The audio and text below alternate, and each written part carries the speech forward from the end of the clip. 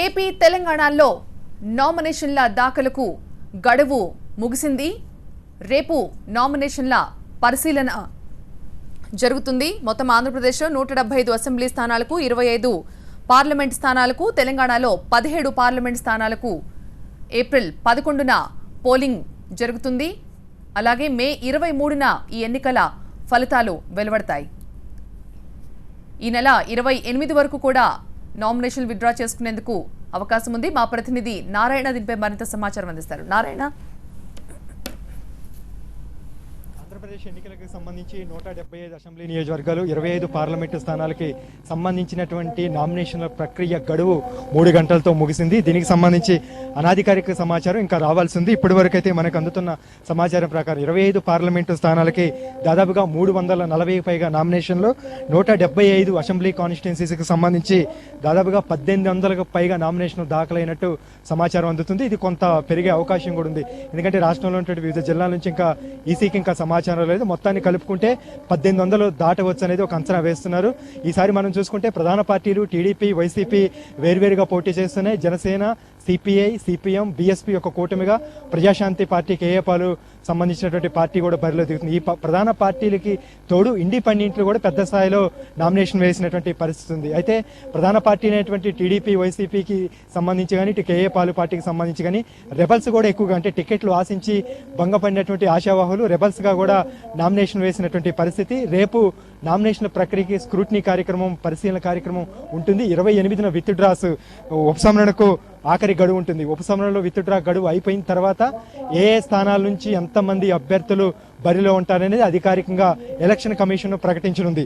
దీనికి సంబంధించి రెబల్స్గా వేసినటువంటి ప్రధాన అన్ని పార్టీలకు రెబల్స్ ఎక్కువ సంఖ్యలో బరిలో ఉండటంతో ఇప్పటికే అధిష్టానం నుంచి ఇటు టీడీపీ కానీ, వైసీపీ కానీ బొజ్జగింపుల కార్యక్రమం అయితే కొనసాగుతుంది.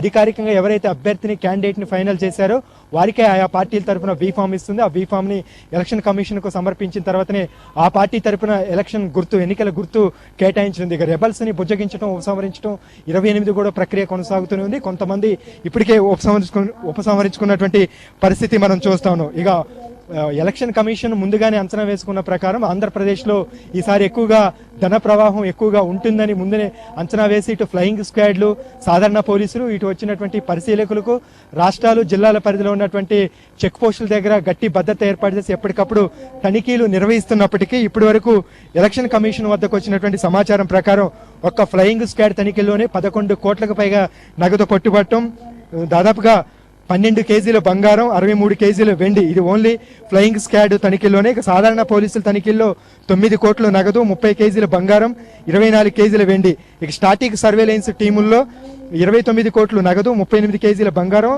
60 వజ్రాలు ఇవి ఇప్పటి వరకు అయితే పట్టుబడ్డాయి. అయితే ఇంకా కేంద్రం నుంచి 75 మంది పరిశీలకులు, 13 మంది పోలీసు సంబంధించినటువంటి అదనపు డీజీ స్థాయి అధికారులు అబ్జర్వర్స్గా ఇప్పటికే రాష్ట్రానికి చేరుకున్నారు. వారందరూ కూడా 2 పార్లమెంటు స్థానాలకి ఒక అబ్జర్వర్గా, 3 అసెంబ్లీ కాన్స్టిట్యున్సీస్కి ఒక అబ్జర్వర్గా ఇప్పటికే ఎన్నికల కమిషన్ నియమించింది.